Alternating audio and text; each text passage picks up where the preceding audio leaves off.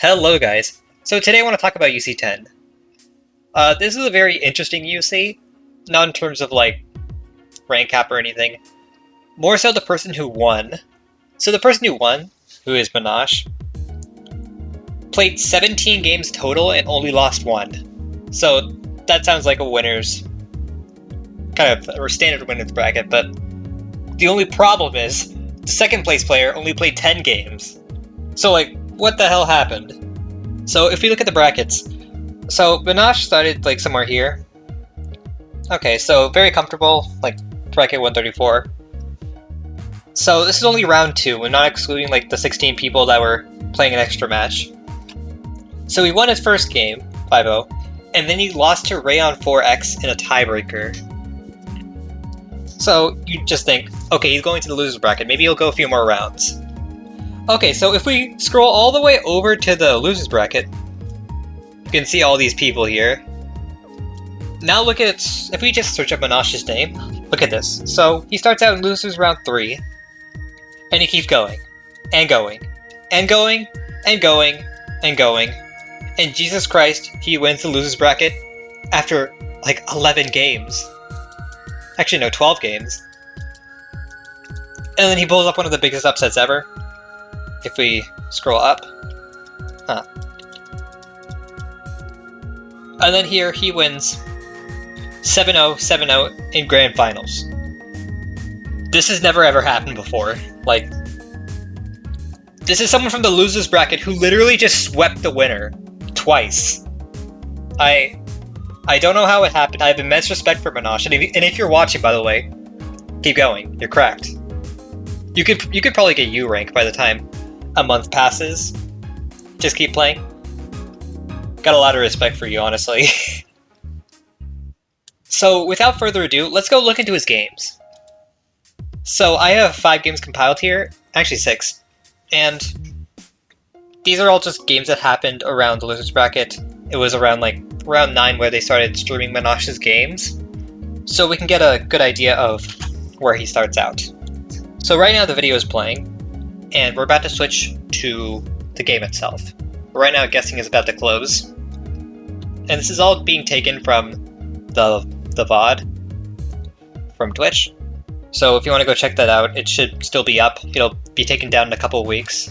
But Ichilol will upload Underdog Cup 10 with chat right next to it. So if we start off with this game, so if you'll notice, Monash goes for PCO. And for pretty much every game, Monash goes for PCO. I can't blame him. PCO is a pretty popular opener, even at high levels. You know, just get 10 lines free. And if we just keep going, he'll actually notice that he misses PC. So if you go back, if you want to try and solve it for yourself, I'll just show you. Got like 5 seconds, pause the video. I'm going to do this on Fortress.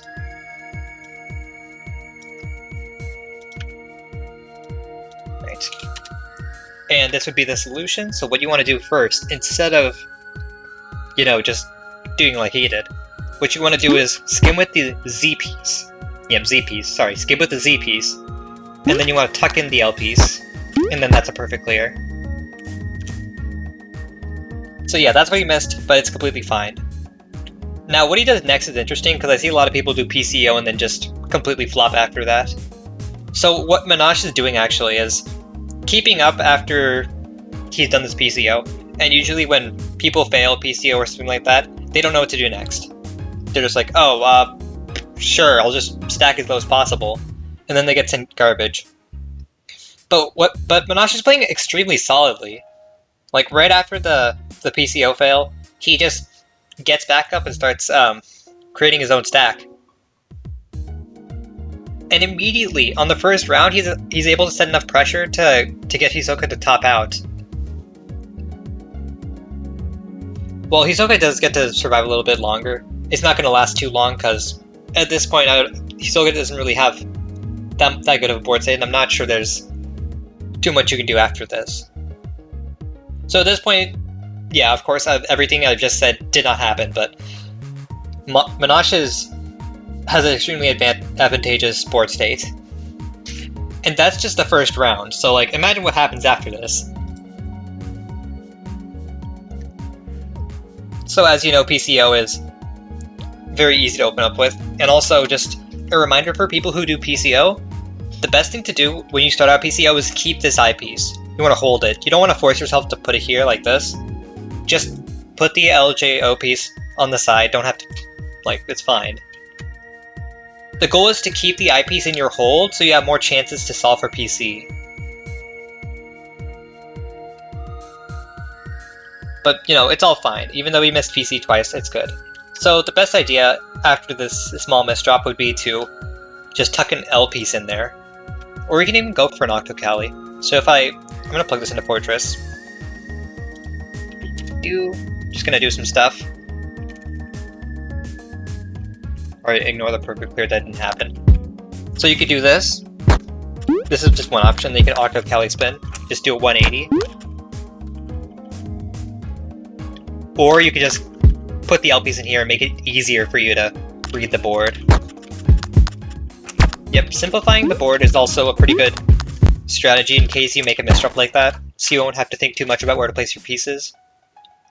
Even if it doesn't seem like it's going to be helpful.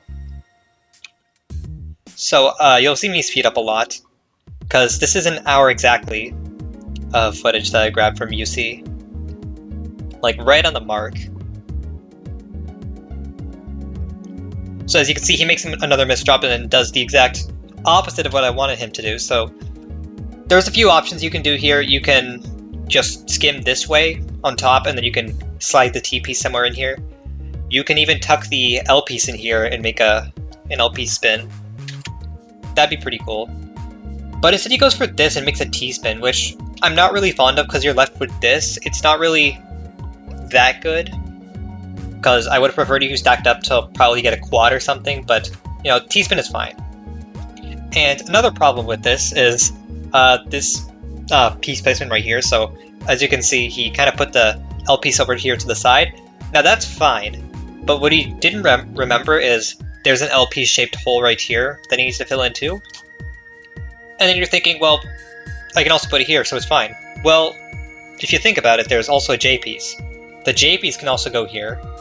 So we can put the L piece here and the J piece here, and then we're good. In fact, it's even better than I thought it was. I'm gonna go back to Fortress. Ain't that just amazing? Right, so if we do this instead, we can actually build a floating TSD. Which is even better, but I don't think they would have seen that. But it just goes to show how sometimes they can make a huge difference. And I don't know why Monash did this. This is like the one time that I don't understand exactly what he did, but I don't know why he did this, but it's just better to tuck in the J piece right here. It's fine. Or even just put the S piece here and then J piece and they can make a trinity. Be pretty cool. But no, he just blocks off as well. And there's literally no way to get out of this. Like, once your opponent just sends like 1 or 2 lines, you're dead.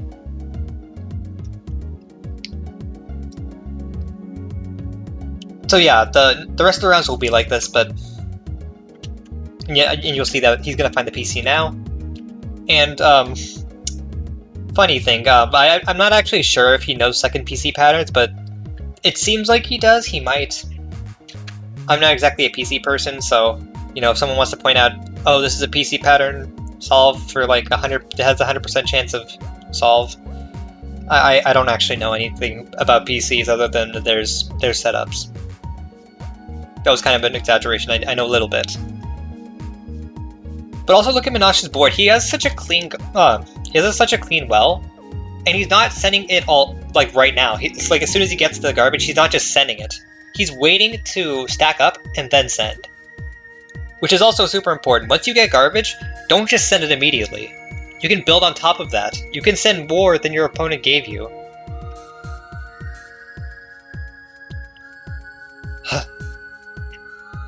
And we get the exact same PCO pattern.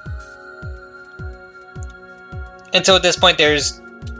he should have done something like race system, if you kind of saw it coming. But, you know, he already got garbage, so, like, there's not much point. Unless you also count the fact that there's a quad, you could probably get a Tetris PC out of that. That'd be pretty cool, but It doesn't happen too often. And here he was hesitating a little bit to put the J piece here. Now, yeah, of course he noticed that was bad placement, because then you make a 3 wide well, and 3 wide wells with one on the side, that's extremely bad, because then you can't make a quad. You'd have to be forced to make a T-spin. Okay, so this is fine. He's just building up and then making a Tetris. So he's kind of just doing his own thing. But now now he needs to get through this garbage, and he does it in a pretty good way. So what he does, instead of just, just down stacking like everyone else, he sets up T-spins in the middle. But specifically when they're convenient. When a T-spin is convenient, that's when you want to use it, but I see a lot of people just make T-spins as just because they want to, and it's not that good.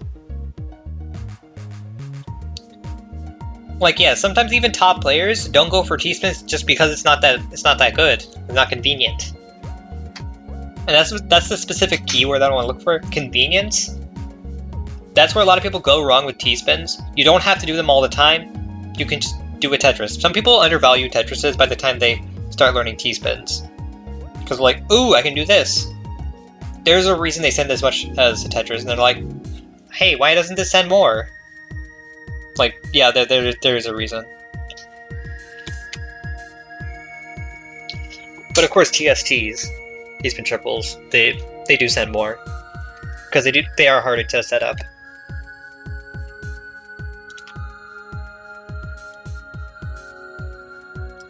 Okay, so this seems like a pretty even game, like, from a viewer perspective, but we already know how this goes. And here Monash is just kind of downstacking it at his own will. And now that Hisoka has a huge will, they want to try and get down to it. Yeah, only problem is, now they're being sent tons of pressure. So as you can see, Monash also got a huge well to downstack from, in the time that Hisoka literally did not even touch theirs. So what would have been better is if Hisoka took more time to get down to the bottom of their board, instead of waiting, because now that Monash has all that clean garbage, then there's almost no way to defend against it. Monash does really good with clean garbage, as you've seen in the past few rounds. And I think most S players do well with clean garbage, but I think the case for Monash is that he just gets a lot more clean garbage. And also the thing about clean garbage is, in order to get it, you need to send it. So when you send clean garbage, you want to be consistent. You want to send quads, you want to send TSDs, and you don't want to try and downstack garbage too early, or else you're not going to keep up that back-to-back or combo, whatever you have. So really good on him for sticking to his own playstyle. And this is like U-rank level stuff that I'm talking about. And also, if you guys want to just spot it right here, there's a little chiton setup that you can do right here. As you can see, it's highlighted by the ghost piece. All you have to do is just find a staircase and then prop up a Z piece that's facing the opposite way, and you can make a T-spin out of this. But of course he misses it. It's fine. Also STSD. Remember 3-wide wells? I know some of you know that, but 3-wide wells are the best way to get an STSD. Also good on him for using skimming to his advantage. So here you have a kind of a 2-wide well, and he likes, just in general, Monash likes going for clean garbage. So what he does instead to get a 1-wide well is he skims, and then quad. So taking this 2-wide well, he uses a J piece and a T piece to build up that one side of the well. And now this is kind of an awkward situation. There is a better downstack for this. So what you want to do is put the S piece here instead of the Z piece, and then you put the J piece in the middle, and then you can downstack it all. But right now this is just kind of bad. And of course that misdrop's gonna hurt. So there are a few ways he could have gotten out of this, but this is just how it goes.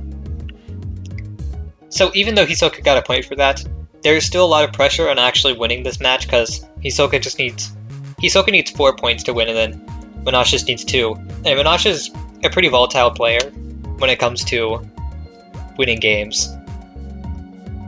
Because probably just send you like a PC or 2, and if not, he'll just send you a huge spike.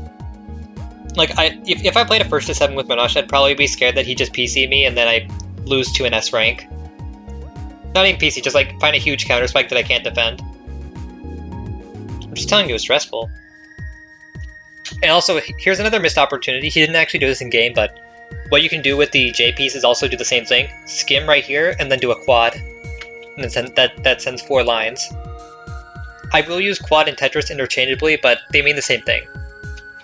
Also, something I really don't like is like when you build up a 2-wide well, use the 2-wide well. You don't need to make it a 1-wide well. That just wastes pieces.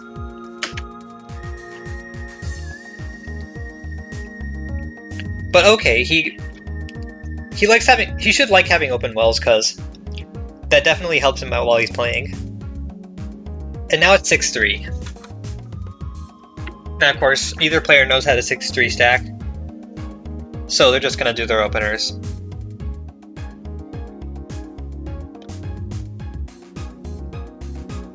Okay, so Monash just doesn't get PC, and he's playing really high on his board. Like, look at this.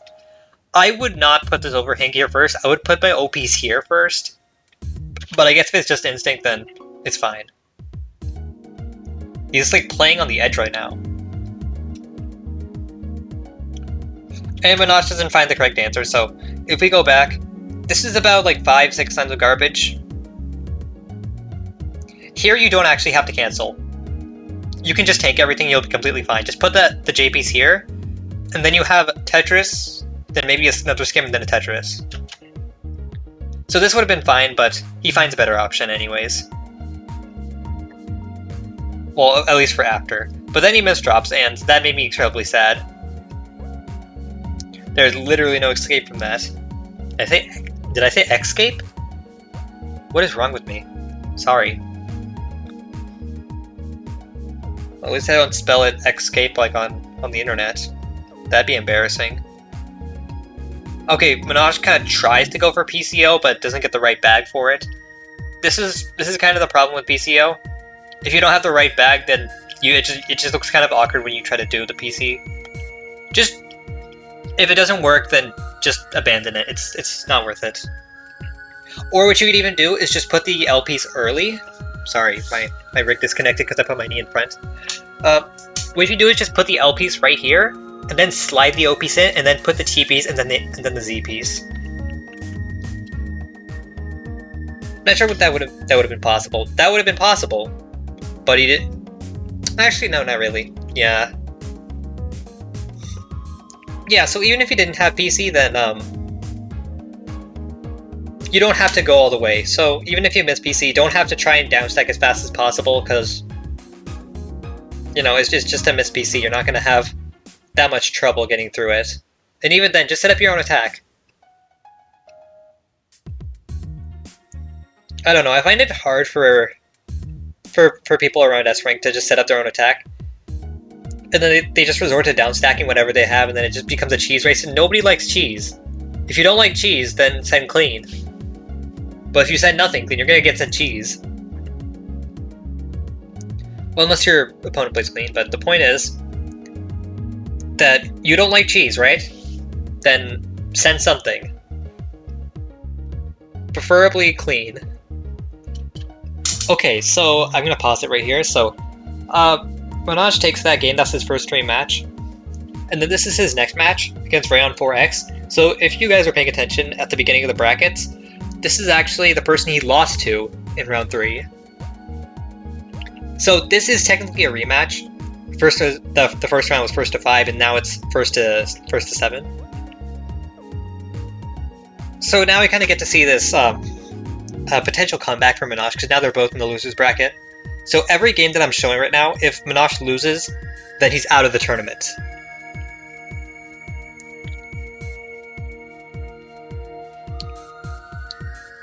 So yeah, if he loses this, then it's basically double jeopardy, which is when you lose to the same person twice. So Monash does find the PC, then he finds another PC.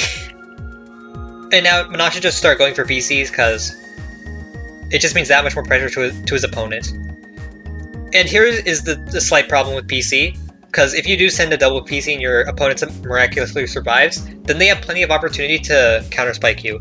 And also, he missed a small T-spin setup if you want to try and figure that out while I go put this in Fortress. Try to find the T-spin setup.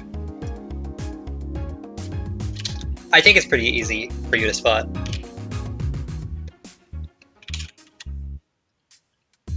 Alright, if you didn't know, here's the solution. Prop up this J piece like TKI, and then that's basically free. Wow, that's so clean. I'm sorry, I'm going off topic. But this is fine either way. He does downstack. And now he's not sending it immediately. If you notice, he's not sending it as soon as possible. He's waiting until he gets his eyepieces out, and then he can start downstacking.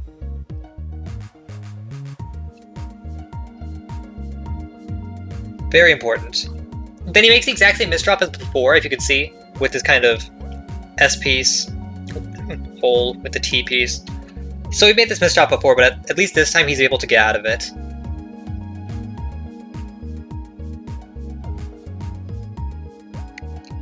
And now this is the perfect board to start attacking. And then another problem is, sorry, I really have to say this, but he should not have put the OP stairs, which probably wouldn't have happened if he put the T piece like right here, because it's better to stack your pieces higher up on the side than to the center. Because if you stack up high on the center, then you're creating a giant wall. Like, let me just create an example on Fortress. If I was like stacking like normal, it's probably a bad idea for me to do this. Like, first of all, I don't have any room, but second of all, I'm creating a divider between this half of my well and then this half of my well. So you can do something like this. Look how much cleaner this is and how many more pieces fit on it. Now I'm gonna waste an eyepiece just for the sake of the argument. So keeping your board a bit flatter than usual might help you out more, but if you ever have to stack higher, then it's better to do it on the sides.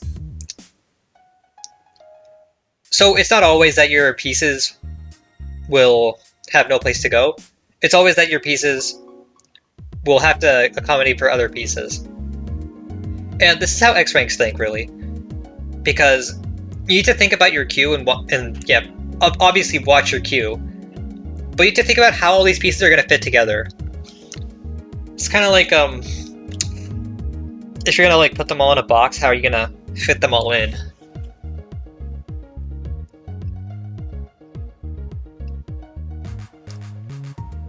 And which is why a lot of top players can perform better or worse. Actually, not better, sorry.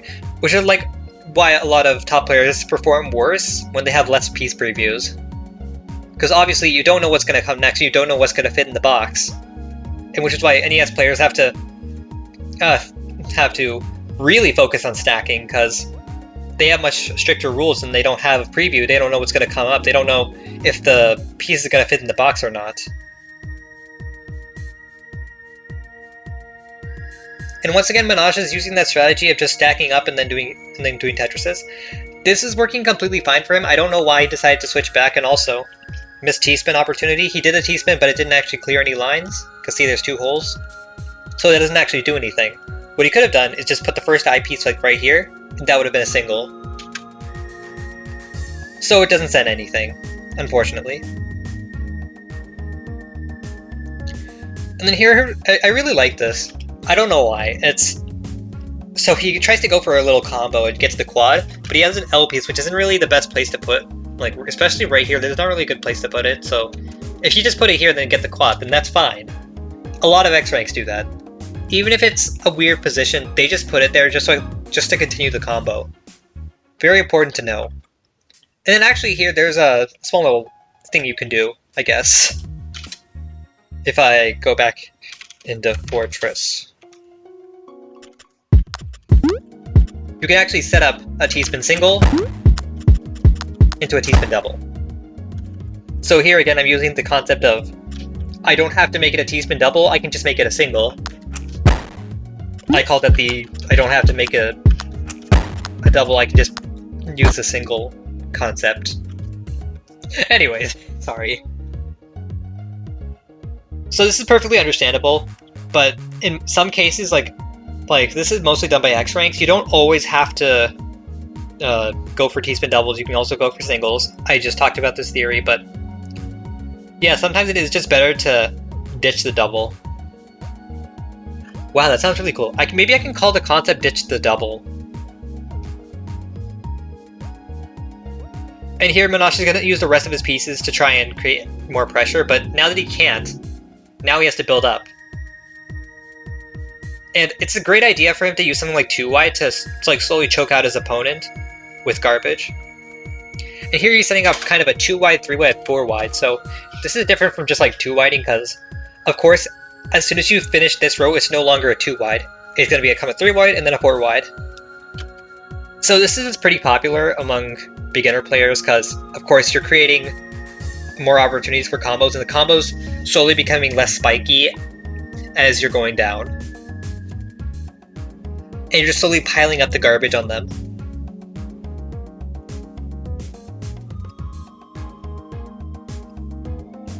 And so here, Monash actually... Wait, does he have PC? Yes, he does have PC. So this is actually what we call impractical PC. So if I just screenshot this real quick.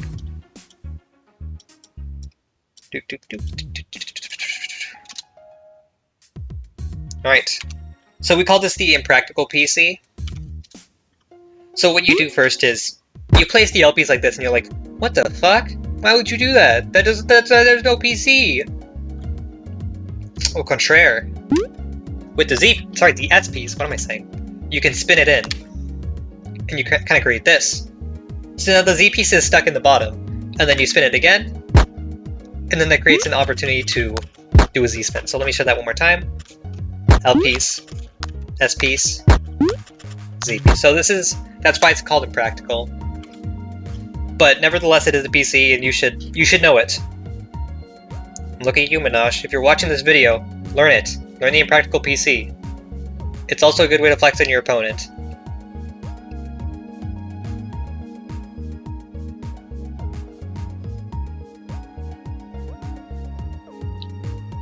And here, there's just, honestly, I don't have anything much to say. There's just, a lot of pressure coming from Monash.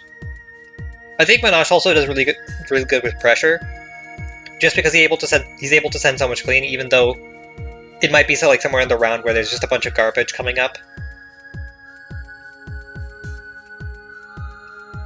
I think it's also kind of inspiring to S-rank players that are having trouble with G's, knowing that there's someone out there who's basically perfected this playstyle already.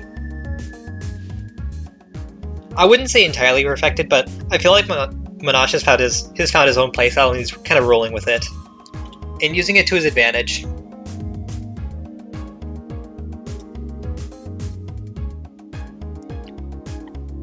So now he has to go for a second PC. He doesn't have to, but he should. And of course he doesn't get it. Because, you know, sometimes you might want to know the second PC solutions. Also, another thing too to notice that before this, but instead of just sending, because you see garbage and like, oh shit, I gotta send something. First, he puts this J piece right here, and then that's a quad. You have to count first before you send your I pieces down here in the wells. And then after this is so clean. Like, I don't have anything else to say. This is just so clean. And then it becomes kind of dirty. Literally every time I say something is amazing, it all goes downhill. Man, this hurts my soul. But yeah, there is a way out of this, and Monash almost finds it. Not exactly. This is a very tight spot. So at this point, it was tied 2-2. I was actually riding my indoor bike. And then I was thinking, oh shit, has UC10 ended yet? And so I decided to tune into the stream, and then I'm like, wait, hasn't this match already happened yet? And I'm like, oh, that's right. That's right, this is just a rematch. And then I see Monash take this point, and I'm like, oh shit, is he gonna make a comeback? But yeah, I was looking pretty forward to this match, and I only got to see like half of it, but you know, now that I downloaded the VOD, you know, I can see the whole thing. Honestly, I think these two are actually pretty good adversaries for each other. I just think after Monash cleaned up his act after the first loss, he totally just rode with it. So once again, Monash is stuck in pretty high part of the board, but he finds a down stack into it. Sorry, out of it. What am I saying? So he finds a down stack out of it, and then only when he's out of the down stack, that's when he starts to pressure with T-spins and find clean solutions. That's what you want to look for. And also at this point, I think he should have just made a quad, like L piece, S piece, J piece, C piece, and quad. Something like that. Or just, you know, find some kind of way to send clean garbage, because right now if he gets sent more cheese, then he's not going to be able to deal with it at some point. This is the ugliest cheese I've ever seen. Like, if this was the cheese that was on my board, I would have just been dead.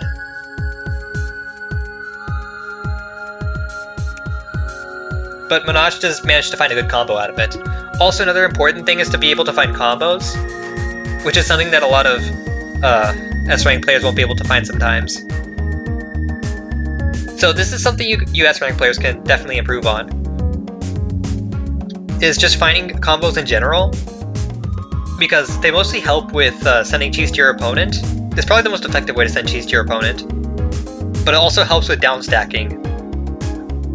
Because if you down stack with combos, then at the same time you're pressuring your opponent while easing some pressure on yourself. And I do notice that sometimes when Monash has used up all his resources, like he sent all his whole well and he made a T-spin, but his opponent's still alive, that's kind of where the problems arise. So once again, Monash, if you're watching this, once you've used all your resources and your opponent's still alive, then just create more.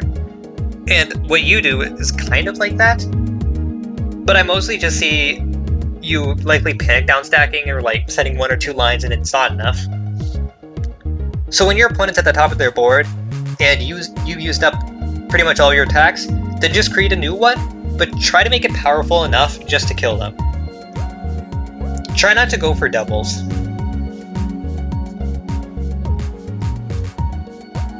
And here I don't believe there was a PC, I might be wrong. But Rayon stacks super high, and once again, this is why they make such great adversaries, because look at Rayon, he's not immediately going for it. He's still stacking on top, and he's still trying to find out the best way to maximize his combo. And also here, if you go back to Rayon's board, he totally missed a T-spin into Tetris, like, bro, why would you miss that?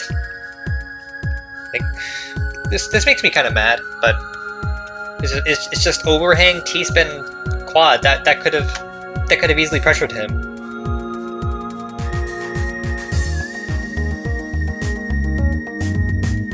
And now he has enough for another quad. And now what he can do here is, instead of doing that, so you'll notice he just dropped the T piece like right here. That broke his back-to-back. And so generally, what I don't want you to do is break your back-to-back, and I want you to keep it. And especially for a player like Monash, who thrives off of, you know, doing that. If I go into Fortress, you'll see that if I do this, I do a T-spin mini. So people think that T-spin minis are completely useless, but another property that T-spin minis have is that they keep your back-to-back.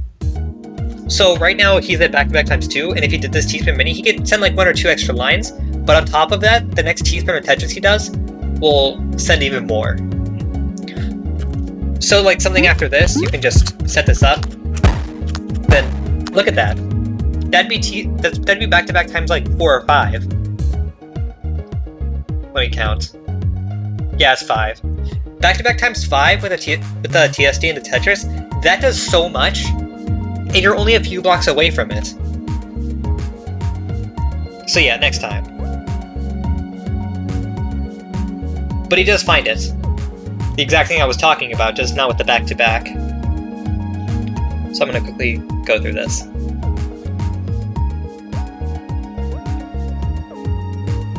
Gonna get one PC.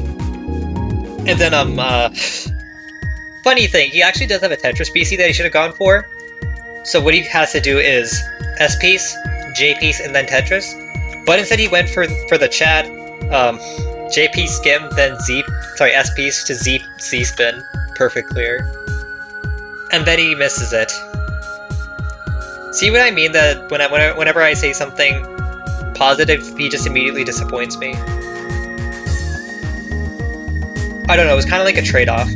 You do something flashy, and then like 2 seconds later you do something that makes me barf. Internally, I wouldn't do that in real life, because that just seems kind of rude. And you'll see for a second he was kind of thinking, where the fuck do I place this Z-piece? Because there's not really a good place to put it, except for... Actually, no, it's not... No, not even there. Sorry.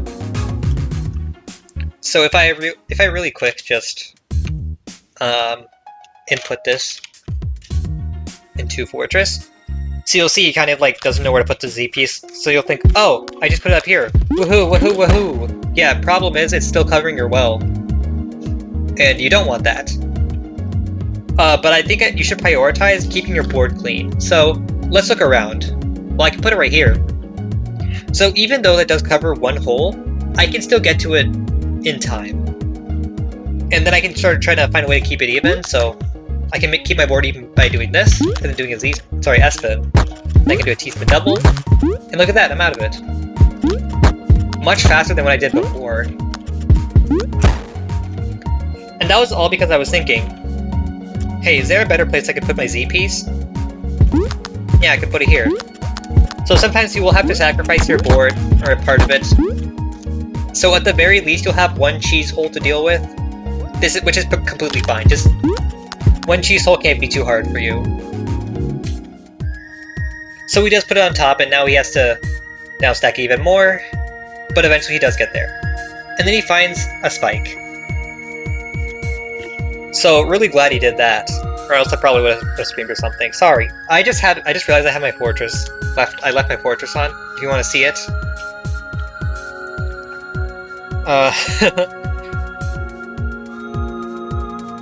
So right here he does eventually get out of it, and then he combos instead of just placing another piece. Very important. If you find a TSD or Tetris while you're doing a combo, go for it. That's gonna be a spike. Huge spike. Good spike. Almost all the time you should pretty much do it. And now at this point, doesn't really have a useful... Actually, does he have a useful PC pattern? So, yeah, for PCO, you generally want an early L or J piece as well as an early T piece. And yeah, here what he should have done is obviously build it on the other side, but I don't think he would have realized that in time. Because if you build the Z piece on the right side, then you can tuck the O piece so it goes in. So let me just real quick try to replicate this bag on Fortress.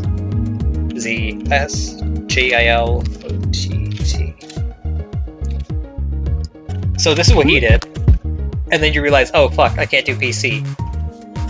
So what you're actually supposed to do is do it on the other side, and then you realize that you can't do it. You can kind of do it here. So sorry, I'm just stupid and dumb bitch ass dumb. Yeah, fuck me. Anyways. So, as you can see, I'm completely wrong, and I should shut up. And there will be some bags where you can't actually set up PCO. There are some alternative solutions. There's an alternate shape for PCO, but please don't learn it. It saves some of your sanity.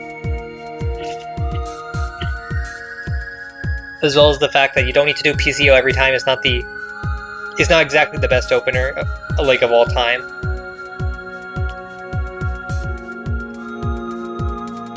I mean, some people could consider it the best opener of all time, but I am not biased.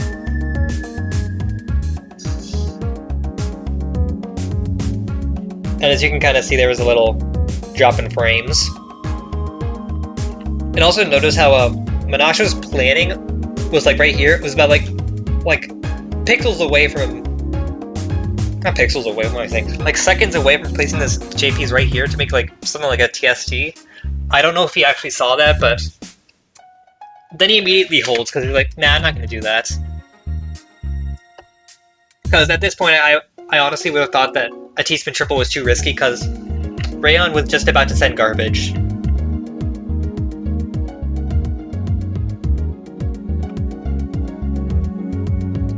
Yep.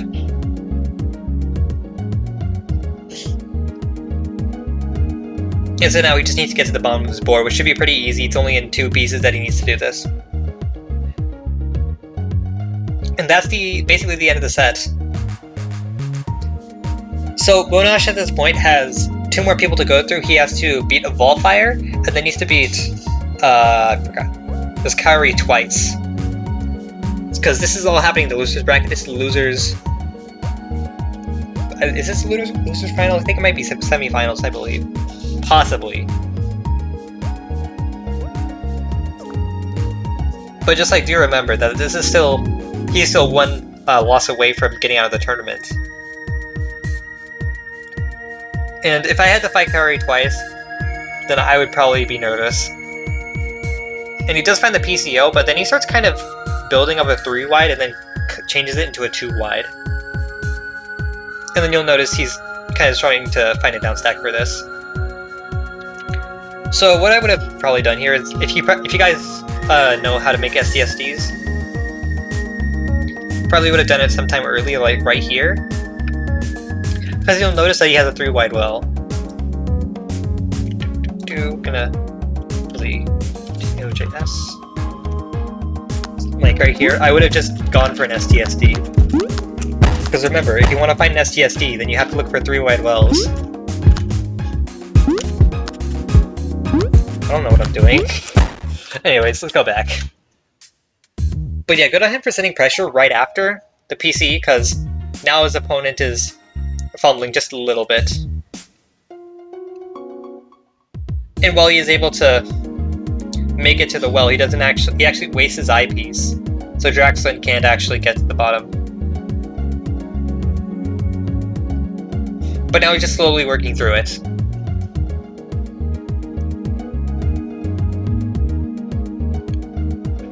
And now Monash has somehow ended up in the exact same situation. Just maybe a little bit worse. And he needs to find his way out of there. Again, you need to look for T-spins.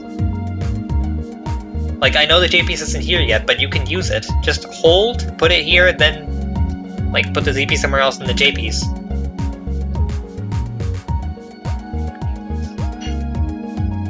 Because you remember, T-spin sent 4 lines, and 4 lines is a lot. Especially for S ranks. Like, maybe not in the beginning, but it becomes much more apparent the value of quads and T-spins as the game goes on. Because you will experience burnout, you will eventually just stop playing at full speed, and you will feel the pressure when large attacks come your way.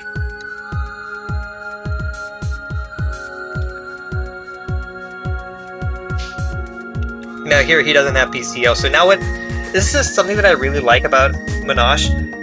I think he plays much better when he does 6-3 stacking or 4-5 stacking. Because he's got this center well, and now he's able to do T-spins and Tetrises, so if you change those together, then you basically get a menace. Because all he has to do is just send clean. And it's even better than Dino stacking, because now he can send T-spins, of course. But now his well is readily accessible. And of course the misdrop won't really help, but you know, once he kind of gets into the groove of 6-3 stacking, then you can use it to his advantage. So yeah, Monash, if you're watching this, please do more 6-3 stacking. It's really good. Like your 6-3 stacking is really good, but this is really, really, really bad. Let me tell you why. Like right now, if you had to put the SPs here, this is not where you should put it. Like once again, I told you,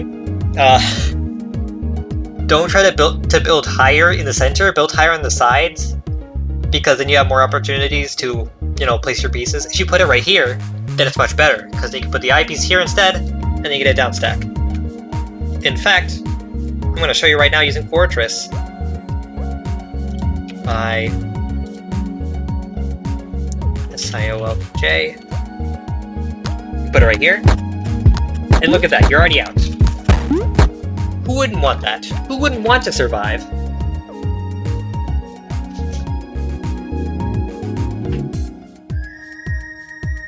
And of course, he somehow manages to get out. So now, number one goal is to get to a comfortable area where he can start sending pressure again. And yeah, that's exactly what I wanted. And now there actually is a small combo here that could possibly lead to opening your well, but this is basically it. There is no escape from that. And that is only half the set, actually, because they set it first to 3, I have no idea why, so now they're gonna, I guess, reset the room, so that's first to 7. So now if Draxlind gets to 7 before Monash can get to 4, then Draxlind would win. So I don't know why they did this. I am personally not a fan of doing this because it just makes things more complicated, but, you know, whatever they have to do. So I'm gonna skip a little bit of stuff. Right, so we're back here. Yeah, there was a little bit of a wait in between. And very instructive moment for people that misdrop a lot. As a coach, I really don't care if you misdrop. Unless you, of course, misdrop a lot. I more so care about what you do after the misdrop. How you're gonna record. How you're gonna recover from that. So I have if you watch my 15 tips on how to climb the X rank video, I talk about board recovery and how it's super important that after a misdrop you can at least try and make sure that you're not gonna top yourself out. Because the last thing you want to do is make your misdrop fatal and just completely crumble from it. So, you know, good on Monash for not letting that PCO completely decide the game.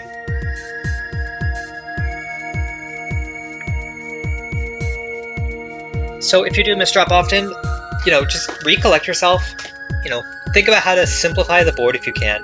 What I mean by simplify the board, obviously, just fix any small holes that you may have, any dependencies, and have a plan for how you're going to send lines. Okay, and here's something I really don't like, is this overhang right here. Like, this looks fine to anyone else, but the problem is that you need to fill in this area, and this area too. You can't do that with one L piece, and if you use the I piece, well then you're not going to get that Tetris. So actually, if I'm going to go back into Fortress. You know, I'm very Fortress happy. I get ILS to the I. So right here, this is not the best, honestly. What I would have done right here is put the Z piece on the side, and I can use the S piece to do the T spin. I could even do something like DT cannon, honestly. This is pretty cool, right, guys? Kinda cool. Everyone knows that one bachelor uncle that does DT cannon.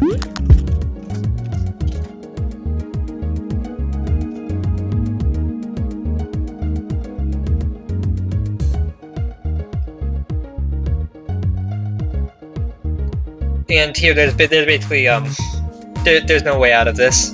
Like, I'd be surprised if Draxlind survived, but he didn't. Unfortunate. So Monash is up 2-0, which is actually in match terms 5-0. So he just needs 2 more games to win. And here Monash had the right idea, but he just didn't execute it well. So what he actually did was he set up for a PCO, but in a way that he can combo into it. So see this one line that Draxlind sends? So as long as Monash keeps comboing his pieces, he won't get that line of garbage, therefore ruining the PC. And so you skim with the J piece, the O piece, and then the T piece, but he's the I piece, and now he has the line of garbage. You can't PCO. Why would you do that, bro? And the funny thing is, I totally would have messed up the PCO like that by doing it in a way that can't be comboed into. So yeah, props to Monash for finding the correct way to set up PCO in that situation. And this is a very uncomfortable down stack for me, I don't know why, but there are just some parts about it that make me feel a little bit uncomfortable because there's a lot of high risk with this. And also, you might think you just got unlucky because there's now a floating garbage piece like above your hole. You're like thinking, come on, there's just a floating garbage piece, I'm so unlucky. And when in reality, this is actually like the most lucky thing that can happen to you, because you can do this and make a C-spin, which sends like 11 lines total. So that's just generally advantageous for the person that gets this. So you know, if you ever see that floating garbage hole, then make a C-spin. I'm gonna make a new video sometime soon, probably about how to find these mid-game setups, and it will definitely include C-spin in there.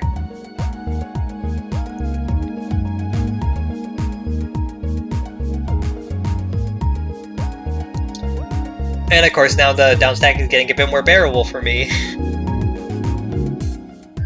And also, huge missed opportunity to do King Crimson. And let's go back here. So he was thinking about doing a T-spin, I'm pretty sure, but there was no real way for him to like think, and then for him to think, oh, I can use the L piece to do the T-spin, but of course not, because OLCSLC. Okay, because if you do it like this, then you just covered your well. Oh no. So you can like use the Z piece or something, but this looks kind of awkward, doesn't it? So what you want to do is this. You want to put the L piece and then tuck the Z piece in. So it's all about visualizing where your pieces are going to go, even if they're not there yet. So by pretending that the Z piece was already there, I was able to find a good place to put the L piece. My phone keeps ringing. And yeah, the garbage is just being sent back and forth, so yeah, now Monash is up 6-0 and that needs like one more game to win. If I was Draxlind, I'd be sweating. Joking even. Yeah, I don't believe there was a PC there, but you know, so be it. So now what he should do is start. Yes, this is exactly what I wanted from him. He's going back to his signature 9-0 stacking. And then here's a good combo that you can find if you want. And then he gets a 12 spike. So if if this was an X rank, they wouldn't even think. They would just go skim, quad, skim, quad, skim. And that's fine, but this is also good that he noticed this T-spin double first.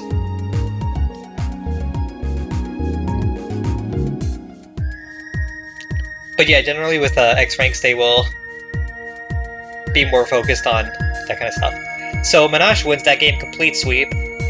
I had to fast forward the footage because this is against Evolve Fire, and the first like 20-30 seconds was like a fucking PowerPoint slideshow because of cab Wi-Fi. So unfortunately, I couldn't show that part because it would just be weird to VOD review that, but you know, I can VOD review this part, thankfully.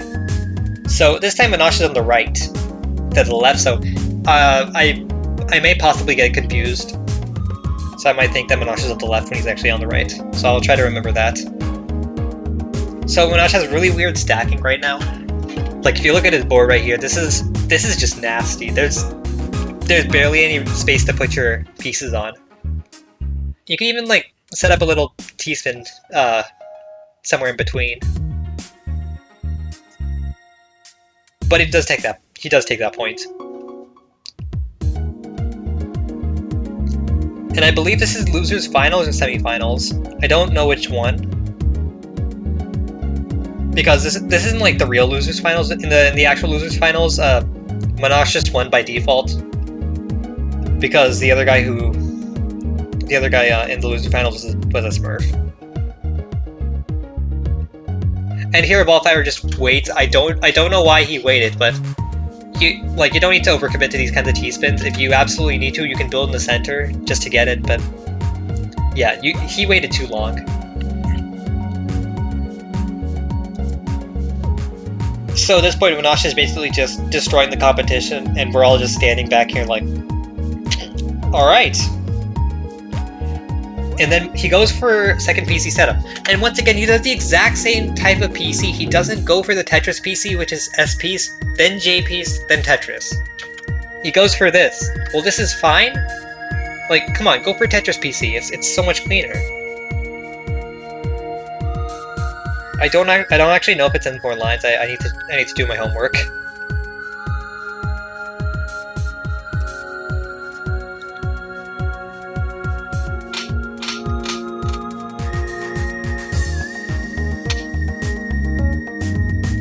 Sometimes I feel like Tetris pieces might just be more effective.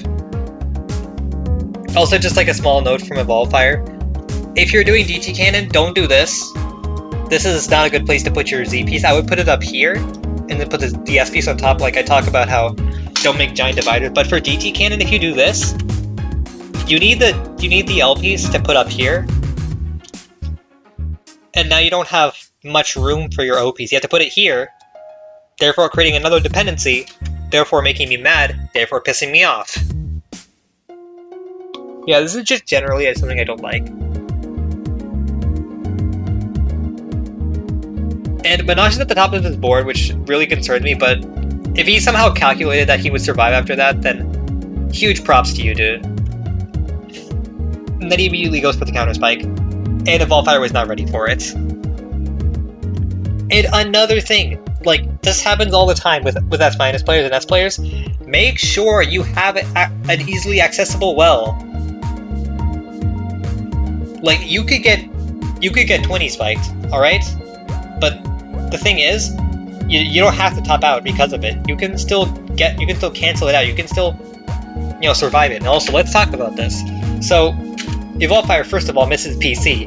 You can clear the J piece this way, and then you have the T piece for the PC. But I don't know why he missed it. But another good thing that he did is set up a T-spin right here, because after this T-spin and 2 quads, that sends so much. Like, look at this. 16 spike already at the beginning of the game, 12 seconds. And Monash is literally one piece away from dying. I don't know how he calculated this, but yeah, he survives this. So yeah, if that ever happens to you, don't try to calculate. Like, just assume that you're gonna top out and get ready. Because you can only take 8 lines at a time, you can still prepare for that. There are plenty of places where you can, you can place 1 or 2 pieces just to get ready for a down stack. Like, you don't automatically have to think, oh, well, I got sent garbage, I'm dead. Well, no, because you haven't topped out yet. It's not like all that garbage comes to you at once, like in Gestress. Because, yeah, in Tetrio, the garbage cap is 8. And I think for some other games too, the garbage cap is 8.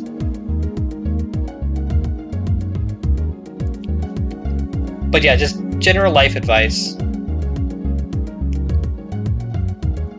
And Monash eventually does find the downstack out of there. There is a better way for him to work with this. Once again, floating garbage hole, make a C-spin or something, or even make a T-spin triple. I mean, that's the same thing, but yeah, point is, you can make so much more out of these T-spin setups. And to demonstrate that, once again, I'm gonna go to my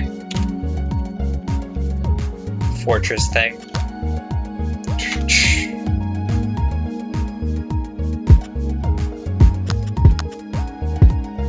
There are so many things you could think of right now. It doesn't even have to be a C-spin. I don't think you can actually set up a C-spin right here, but this is just one idea. And then this is also...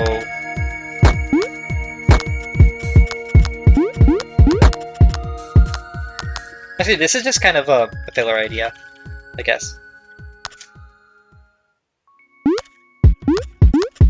But you can also do this.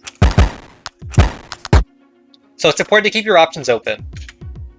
You don't always have to downstack, you can always find the T-spin. Almost always, but... Come on, you get my point!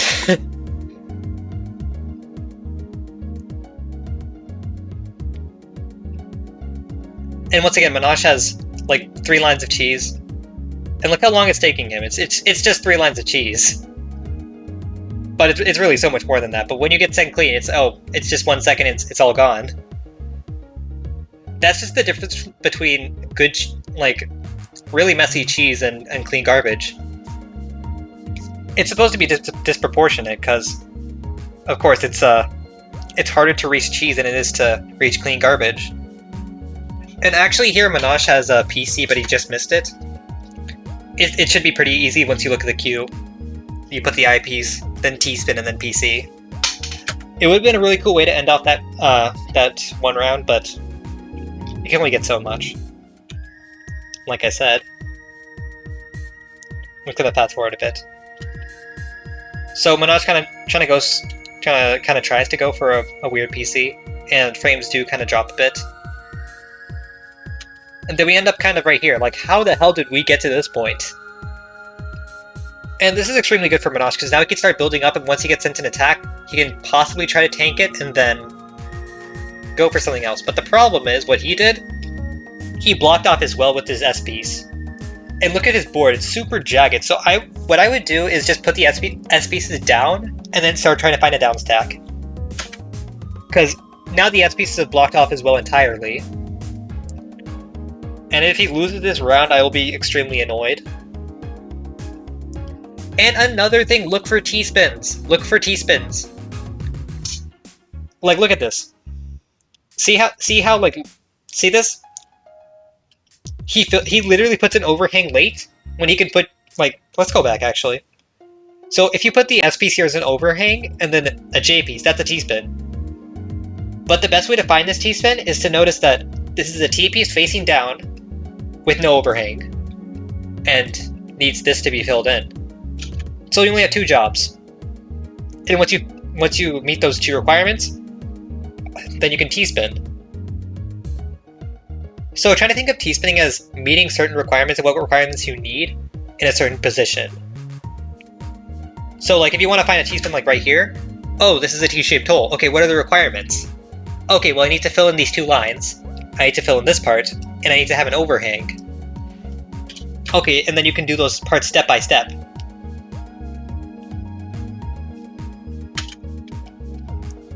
Okay, so let's actually go back. Another T-spin right here. You can make it 2 piece moves. S-piece, O-piece.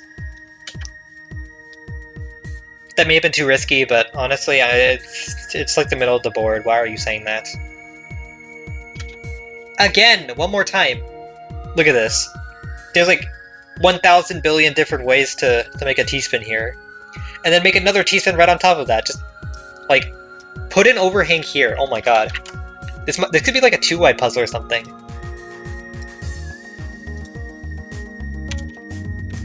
Like, look at this. Look, this would be devastating. JP's here to make an overhang of the left and right. And then T-spin, T-spin.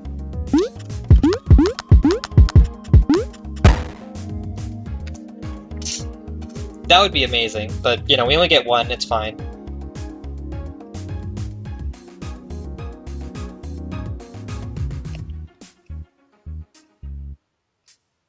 And now Monash is at the top of his board and he loses a round. Unfortunate for him.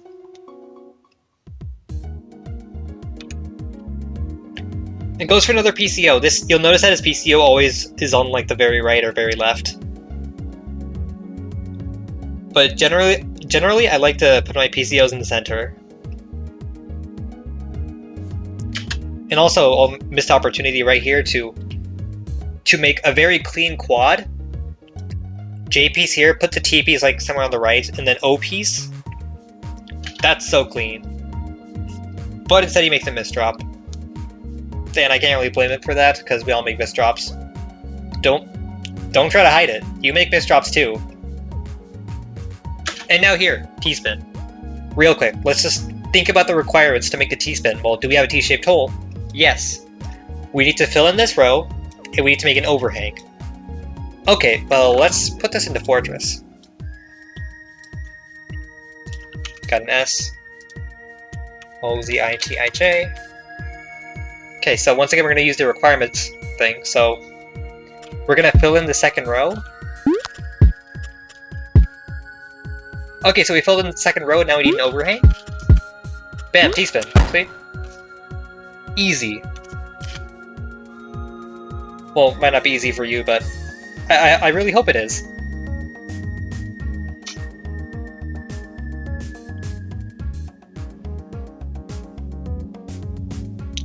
And at this point, the pressure is kind of getting to Evolve Fire. Because this is almost match point.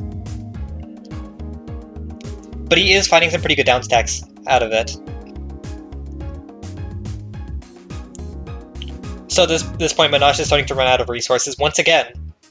Something that I told him that he needs to improve on. And don't do this. So, see you have this garbage here that's been passed through it and you're about to send a quad. Just tank it. Just tank it. Do you know how much that sends? A lot. And also you take his clean garbage. You want his clean garbage, right? Then don't try to cancel it. And we get frame drops again. Cab Wi-Fi, unfortunately. But this will almost definitely top out Evolve Fire because there's not much places you can go after this. Or maybe not. No, Evolve Fire is just gonna stick out. Also another thing actually I noticed is Evolve Fire's survival is actually pretty good. And Monash finds the correct idea right here to create an overhang here on the right side. And then after this, he has another T-shaped hole. Now he can put an overhang on the left side. Also a very cool idea that some people use. Okay, so now it's match point. Real quick, I'm gonna speed this up. Gonna get a PCO, and then you get another PCO, and then I don't know how Evolve Fire would have lived that, but yeah, now the winner's Monash. He's gonna move on to the grand finals against Kaorii. So this is gonna be the final match. So he needs to win this set, and then after that win another set in the bracket reset.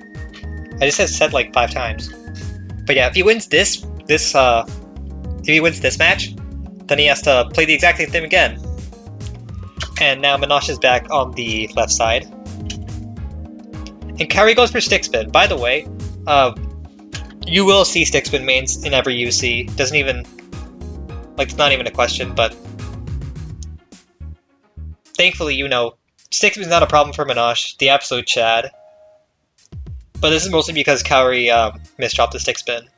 And actually, if we go a little bit farther back, you'll notice this was like prime position to make a C spin. So 5 OZTSIZ. Sorry, I didn't show you guys. Alright, yeah. Like at this point, I don't think it would have been too hard. I'm sure you had better bag RNG than this, but we'll see. Because there were a few T pieces in his bag.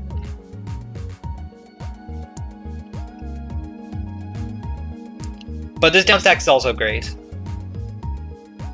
And again, another problem, he doesn't have any more resources. He needs resources so that he can pressure his opponents. But since he just sends it all at once, his opponents can at least survive a little longer.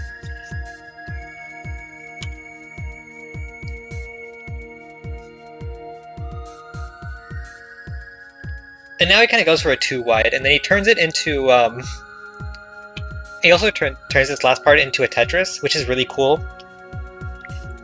So with this 2 wide, if you want to make a Tetris, you skim with the J piece, then a T piece, and then Tetris. So you'll notice how that creates 2 on one side, and then another 2 on one side. So that just that's basically asking to be comboed into. Sorry, I'm trying to itch my way out.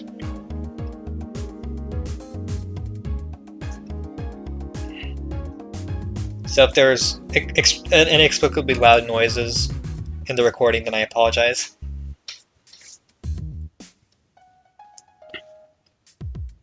And Monash gets a color clear, so I think he should have gotten like bonus points for that or something. But instead he gets a round of applause from me.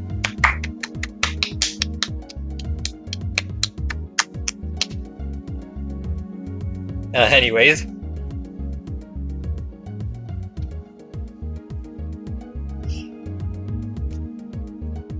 And yeah, Kaorii actually missed an ice bin right here, so if you look on the right side, this is actually clearable. JI. So if you go here, then you can do J piece, and then you can slide your I piece in here, and then rotate clockwise, and that allows for an ice bin. So she missed that, but I don't think she would have gotten it either. If Kaorii is a she. If you're not a she, I'm so sorry. I apologize.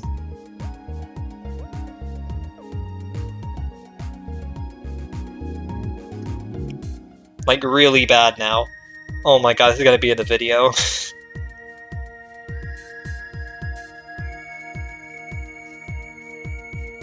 God, what is wrong with me?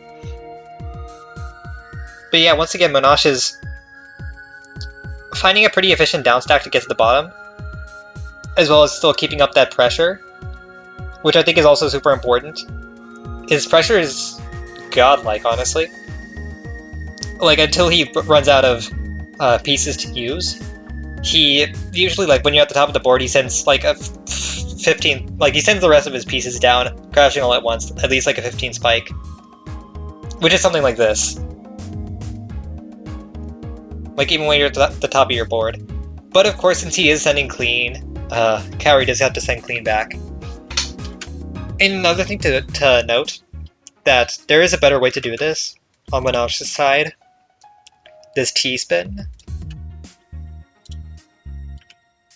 If I go to LTT focus. It's just a subtle piece placement. So this J piece instead of the I piece. Now look here. Now you can create a donation. Or something cooler than that. I don't know. There's probably cooler stuff that you can do. Unfortunately, no perfect clear, but I tried. And another mistake, he should not have cleared with the J piece. He should have cleared with the T piece first and then the J piece. That would have gotten him to the bottom. But now he has more cheese to deal with. So yeah, unfortunate for him.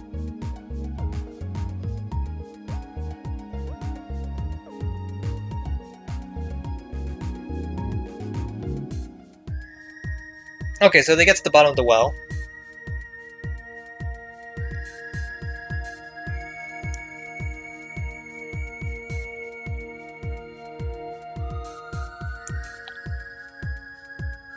And yeah, that's basically the end of it. Okay, this is all before the bracket reset. So I feel like Kaorii is kind of a more comfortable position. So even if they lose to Monash, then Monash still has another set to go through. And as you can see, just like from here, I think Kaorii's kind of learning from Monash's playstyle, kind of setting up combos and trying to mimic them or do the same thing. But you know, another problem with doing the same thing is that they're just probably going to do it better. They're going to do it better, as you'll see in that round. So yeah, try not to mimic people, I guess, if they can do it better. If you can like play the exact same pace as them, and put the exact same pieces as they're placing, then yeah, do that. Obviously, because then you're never gonna...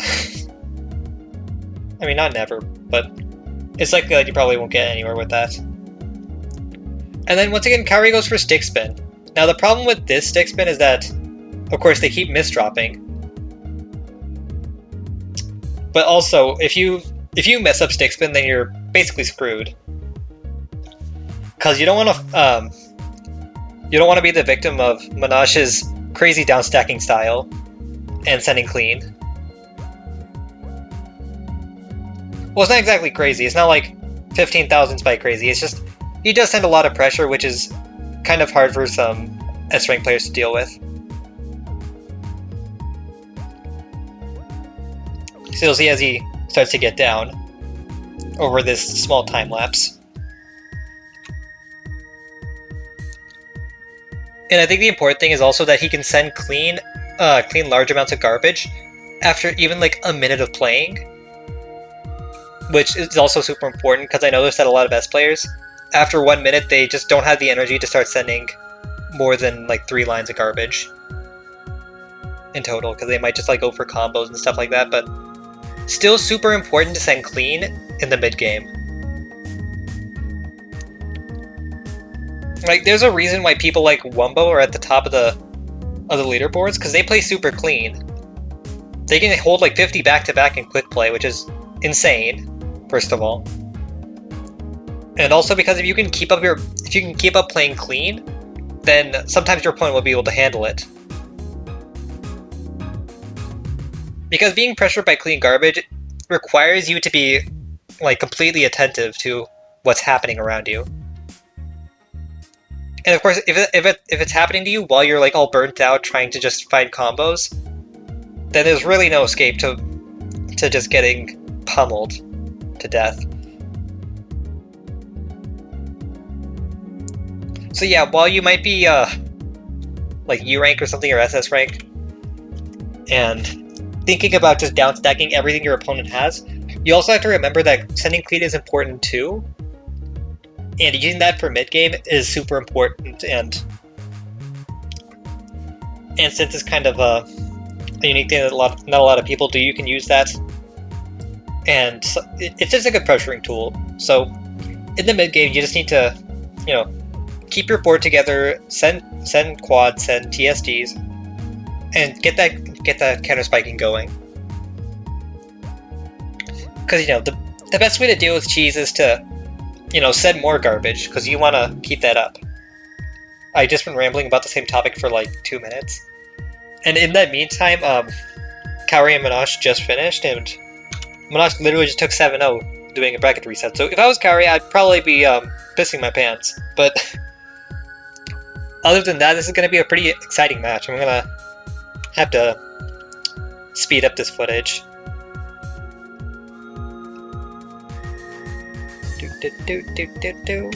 Okay, now we're here at the grand finals, and this is after bracket reset, so winner takes all.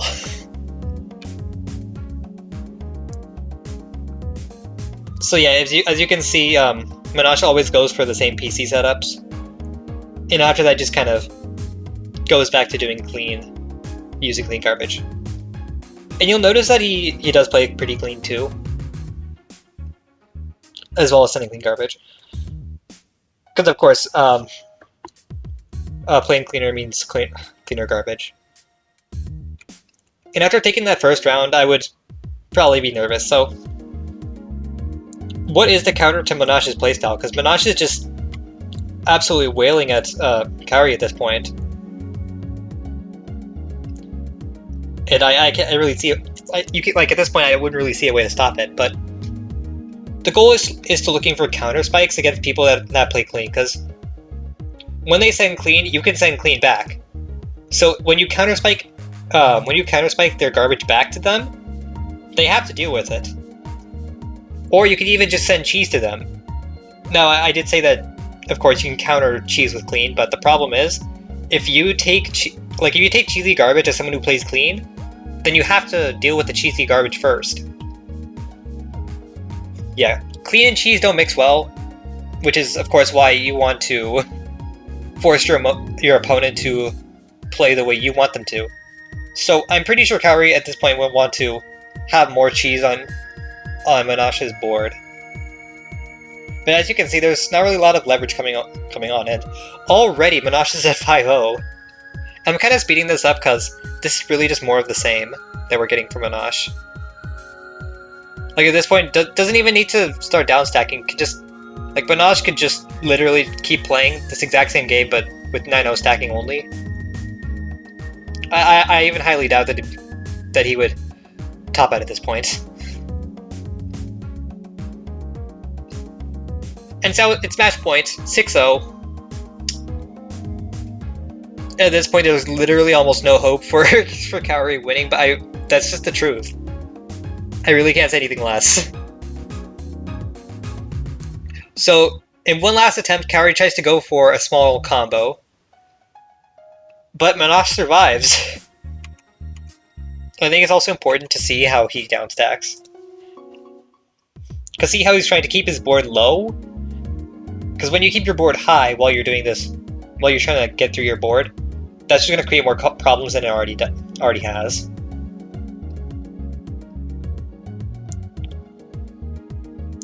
So as you can see, he's still got the hang of it. And now he's going to reach the bottom of his board already, and Kaorii is now at the top, which is a complete role reversal, if I'll really say the least. Like, from the beginning of this match. So Kaorii did have the right idea on the final round, but it was just executed a little bit late. So of course 4-white is a good idea if you want to deal with people that are abusing back-to-back. Although some people might call it toxic, maybe in like top-level play, it's completely fine. It's not as toxic as something like 6-bit or anything, but yeah, in Tetrio, 4-white is a completely viable option. And personally, as your coach, I wouldn't get mad at you for that. So yeah, this final round went on for more than 2 minutes. Which just made me think, how long is Kaorii willing to survive? And then, like, 2 seconds after, Monash takes 7-0-7-0 on the final round. So he basically just destroyed everybody. Just absolutely wiped the floor in the grand finals. 7-0-7-0, 14 games in a row. And this guy took, like, he won 16 games, 15 of them in a row, once again, without losing, in the loser's bracket. I feel like this guy just wanted to, like, live his life on hard mode, but I have so much respect for him for doing all of this. And if you'll also notice, look how many more lines Monash sent. This is what you get for playing clean. You get so much more APM. So yeah, it's just something to think about. This is one of the greatest comebacks in UC history. And we made like a whole ass documentary about Swim. So yeah, I hope this gives you some inspiration to know, win a tournament like this after losing in round 2. And to anyone who's feeling a little bit discouraged about playing these kinds of tournaments with top-level X-Rank players. Just play for fun. You never know if you're gonna win a match or not. And tournaments are more fun when there's more people playing in it. Well, not all the time, but you get what I mean. So I'm looking forward to UC11. Can't wait to see what's to come. Of course, I'll be working on some stuff for that. And thanks to Pie for providing me content by hosting this tourney. And without further ado, I guess I'll end the video right now. So thanks for watching. Yeah. Wow, that is such an awkward way to end.